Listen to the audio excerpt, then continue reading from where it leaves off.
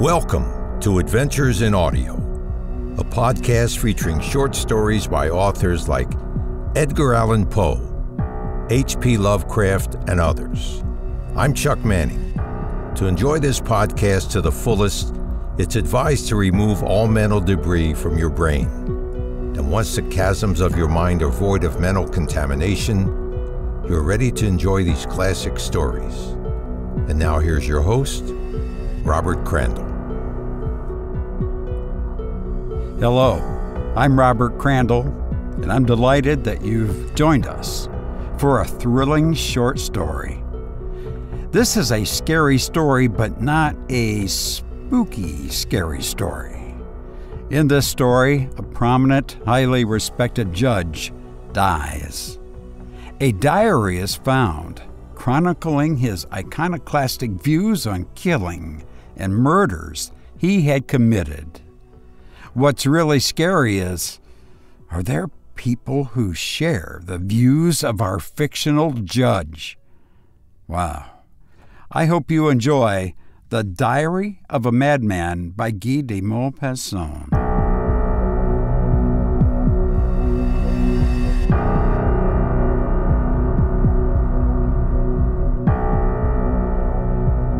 He was dead, the head of a high tribunal, the upright magistrate, whose irreproachable life was a proverb in all the courts of France.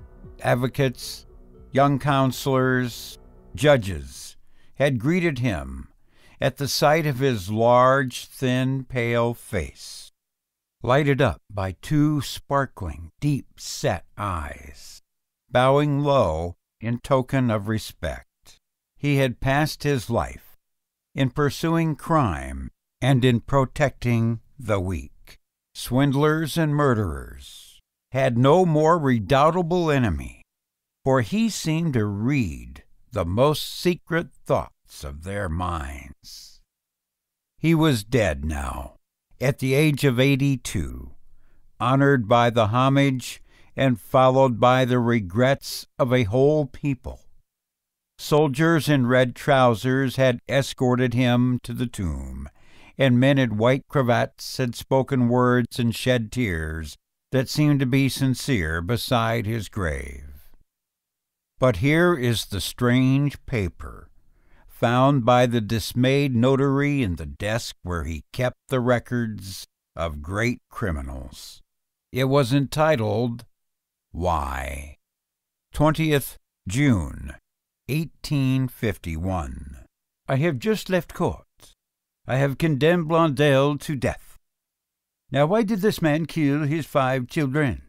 Frequently one meets with people to whom the destruction of life is a pleasure. Yes, it should be a pleasure, the greatest of all, perhaps. For is not killing the next thing to creating? To make and to destroy. These 2 words contain the history of the universe, all the history of the worlds, all that is all. Why is it not intoxicating to kill? 25th June. To think that a being is there who lives, who walks, who runs. A being. What is a being? That animated thing that bears in it the principle of motion, and a will ruling that motion. It is attached to nothing. This thing, its feet do not belong to the ground. It is a grain of life that moves on the earth, and this grain of life coming I know not whence. One can destroy at one's will. Then nothing more. It perishes. It is finished. 26th June.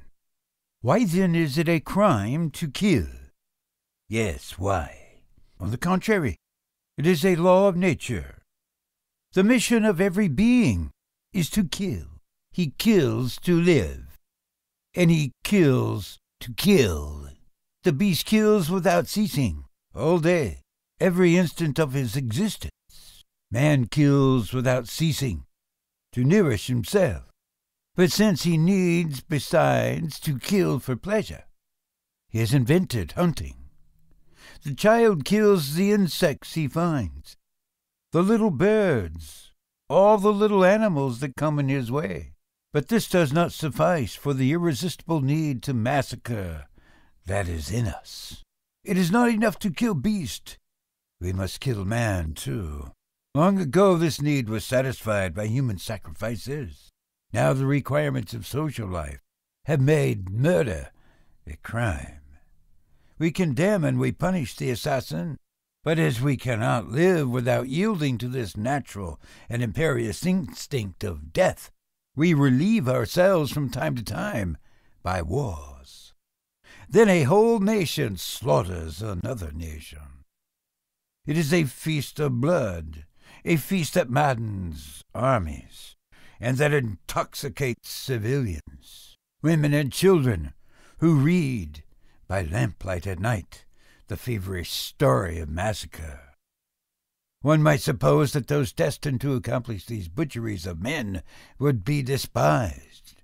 No, they are loaded with honors. They are clad in gold and in resplendent garments. They wear plumes on their heads and ornaments on their breast, and they are given crosses, rewards, titles of every kind. They are proud, respected, loved by women, cheered by the crowd, solely because their mission is to shed human blood. They drag through the streets their instruments of death, that the passer-by, clad in black, looks on with envy. For to kill is the great law set by nature in the heart of existence. There is nothing more beautiful and honorable than killing. 30th June. To kill is the law, because nature loves eternal youth. She seems to cry in all her unconscious acts, "Quick, quick, quick!" The more she destroys, the more she renews herself. 2nd July. A human being. What is a human being? Through thought it is a reflection of all that is.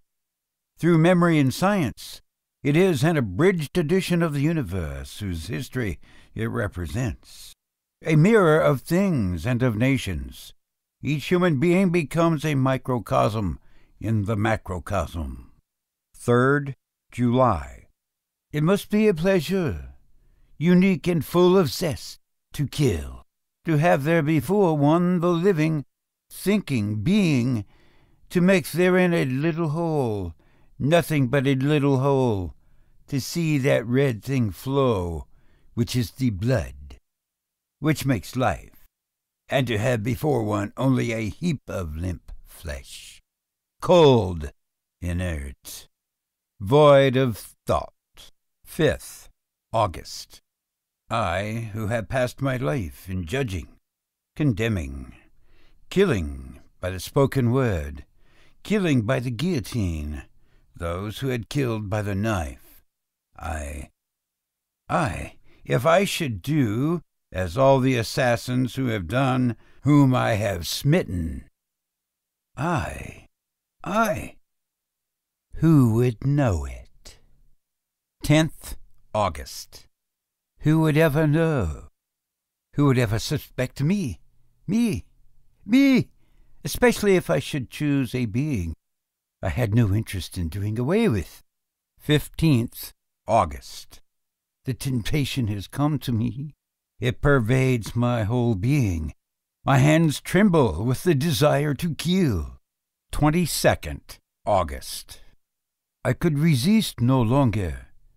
I killed a little creature as an experiment for a beginning. Jean, my servant, had a goldfinch in a cage hung in the office window. I sent him on an errand, and I took the little bird in my hand where I felt its heartbeat. It was warm. I went up to my room. From time to time I squeezed it tighter. Its heart beat faster. This was atrocious and delicious. I was near choking it, but I could not see blood. Then I took scissors, short nail scissors, and I cut its throat with 3 slits quite gently. It opened its bill, It struggled to escape me, but I held it. Oh, I held it. I could have held a mad dog and saw the blood trickle. And then I did as assassins do. Real ones. I washed the Caesars. I washed my hands. I sprinkled water and took the body, the corpse, to the garden to hide it. I buried it under a strawberry plant. It will never be found.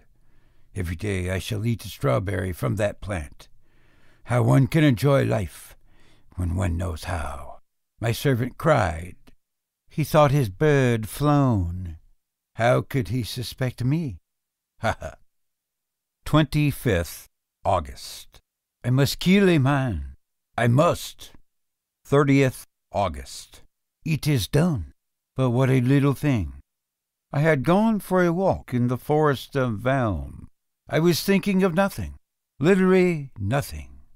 A child was in the road. A little child eating a slice of bread and butter. He stops to see me pass and says, "Good day, Mr. President."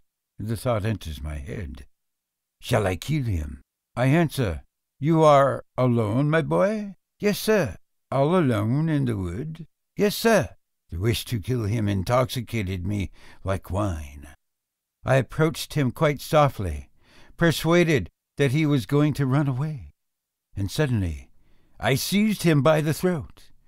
He looked at me with terror in his eyes. Such eyes! He held my wrist with his little hands, and his body writhed like a feather over the fire. Then he moved no more. I threw the body into the ditch and some weeds on top of it.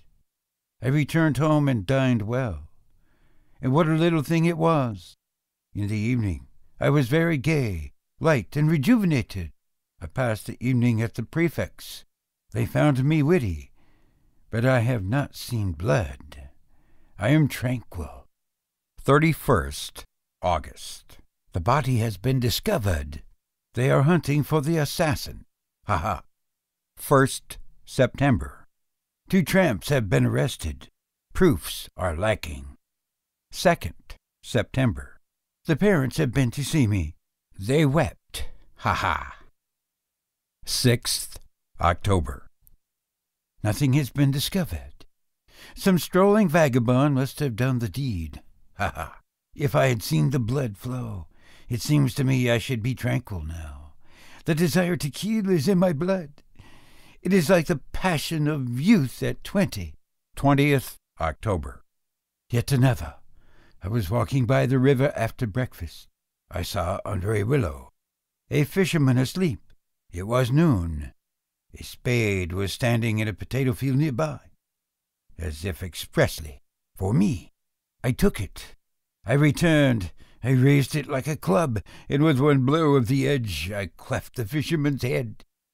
Oh, he bled. This one, rose-colored blood. It flowed into the water, quite gently, and I went away with a grave step.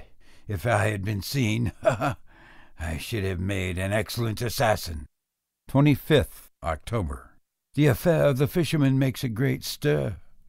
His nephew, who fished with him, is charged with the murder. 26th October. The examining magistrate affirms that the nephew is guilty. Everyone in town believes it. Ha ha. 27th October. The nephew makes a very poor witness. He had gone to the village to buy bread and cheese, he declared. He swore that his uncle had been killed in his absence. Who would believe him? 28th October. The nephew has all but confessed. They have badgered him so. Ha ha. Justice. 15th November. There are overwhelming proofs against the nephew, who was his uncle's heir. I shall preside at the sessions. 25th January. To death! To death! To death! I had condemned him to death. Ha ha! The Advocate General spoke like an angel. Ha ha! Yet another. I shall go to see him executed. 10th March. It is done. They guillotined him this morning. He died very well, very well. That gave me pleasure. how fine it is to see a man's head cut off. Now I shall wait. I can wait. It would take such a little thing to let myself get caught." The manuscript contained yet other pages, but without relating to any new crime. Alienist physicians, to whom the awful story has been submitted, declare that there are in the world many undiscovered madmen, as adroit and as much to be feared as this monstrous lunatic.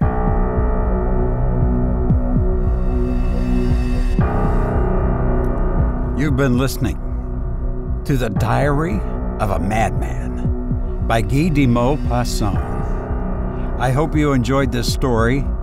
In the coming weeks, we will feature a story by Edgar Allan Poe that's eerily reminiscent of the Ebola scare, and a story that related to a nightmare I had and appeared in my inbox the following morning. To this day, I avoid certain activities. On this podcast, we will present audio versions of classic stories in the horror and related genres. Stories of mystery, death, murder, the macabre. So just relax. There's no need to read. I'll read it for you. Thank you for joining us on adventuresinaudio.net.